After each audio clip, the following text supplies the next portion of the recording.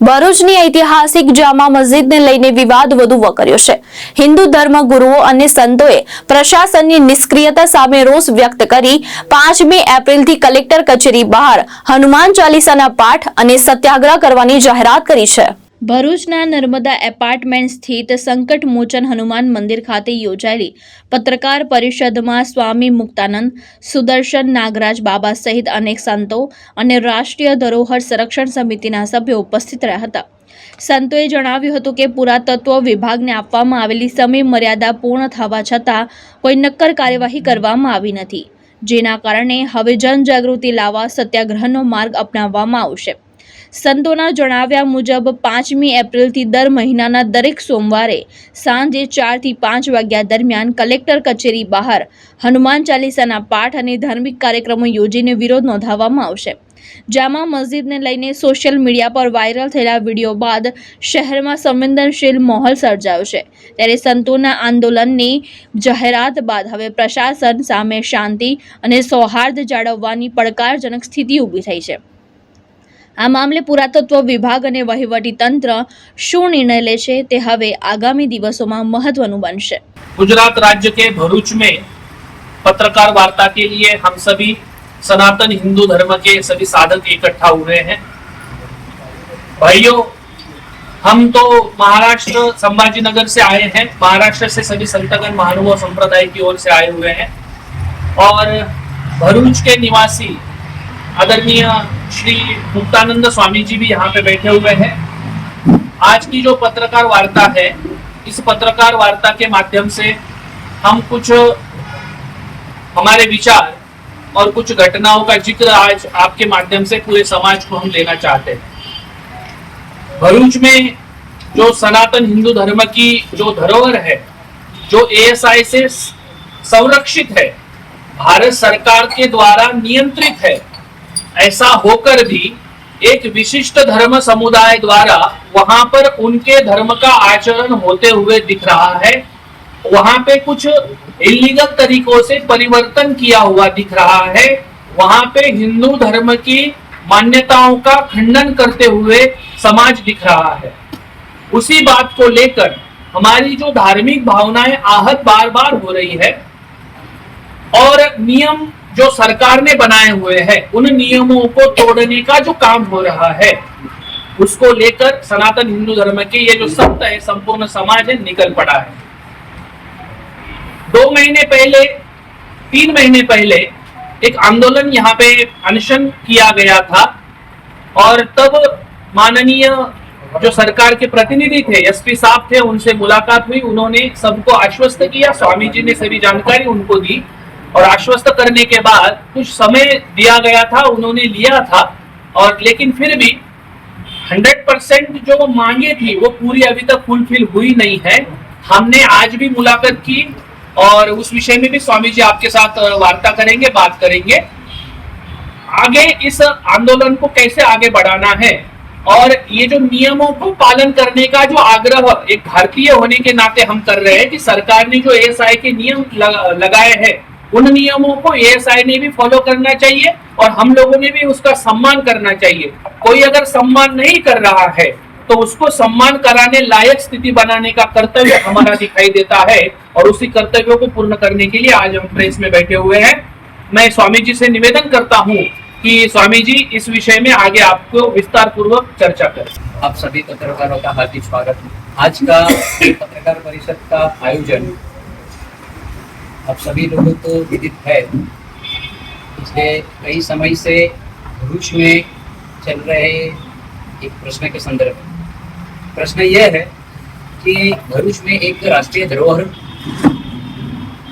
1909 में ASI द्वारा अधिग्रहित की गई। तो राष्ट्रीय धरोहर वर्तमान में जामा मस्जिद के रूप में जानी जाती है, जो मूल रूप से जैन मंदिर श्री चक्रधर स्वामी जन्मस्थली के रूप में है।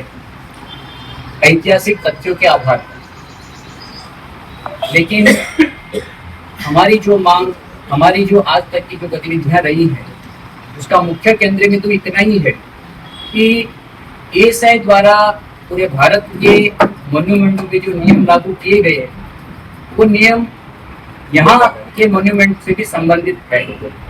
यानी एक तरह से पूरे भारत के एएसआई के नियम एक समान है। तो उस एक समान नियम होने के बावजूद 1909 से लेके आज तक उस नियमों को ताक पर रखते हुए वहां पे नियमों का जो उल्लंघन हो रहा है, उस उल्लंघन को ठीक करने का उद्देश्य, यानी जो संरक्षित स्मारक है उसको नियमबद्ध किया जाए और जो नियम के विरुद्ध वहां हो रही कुछ भी ऐसी गतिविधियां हैं उसको नियम से दूर किया जाए।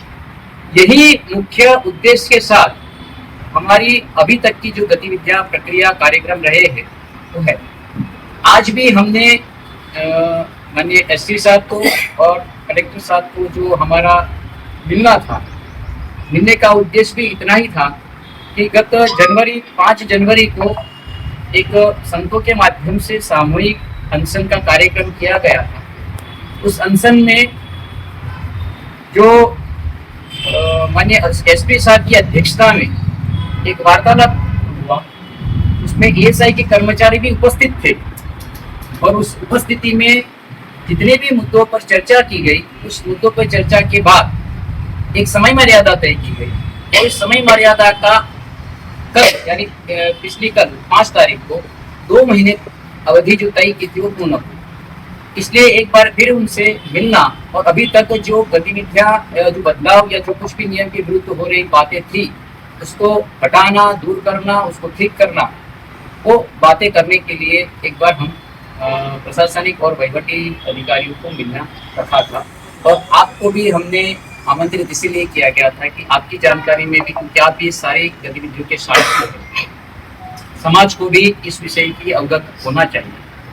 आने वाले समय में 2 प्रकार की चीजों का हमने थोड़ा विचार किया है। जो अनशन हमने स्थगित किया था, जो हमारी सहमति के आधार पर, वो अनशन अभी 1 महीने के कार्यकाल दरमियान, क्योंकि आज जो बातें हुई है उससे एक फलित होता है कि आने वाले समय में उस विषय में प्रशासनिक व्यवस्था और अन्य व्यवस्थाओं को कहीं ना कहीं कुछ करने का उन्होंने जो गति दिखाई है, तो उससे हमें कोई आपत्ति नहीं है।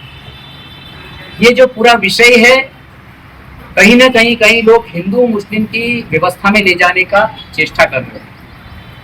मूल रूप से ये न हिंदू का विषय है, न मुसलमानों से संबंधित विषय है, न किसी का विरोध का है, न किसी को स्थापन करने का विषय है।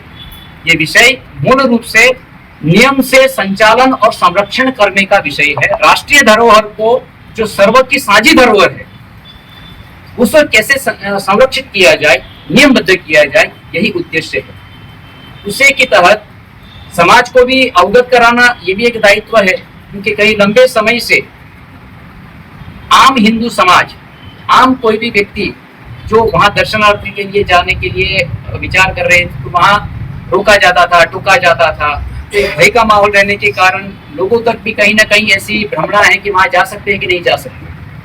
तो पिछले जो भी कुछ समय में गतिविधियां हुई है, उस कारण जो बदलाव हुआ है, तो उस बदलाव से जो माहौल बदला है, वहाँ की जो व्यवस्थाएं सुधार हुआ है, तो उस स्थिति को भी हमें समाज तक पहुंचाना इतना ही जरूरी है, जिससे समाज किसी अन्य प्रकार के भ्रम में ना आए। तो मूल रूप से ये बात और ये विषय, ये राष्ट्रीय धरोहर के संरक्षण का और उसका नियमबद्ध संचालन और संरक्षण किया जाए, उस उद्देश्य है।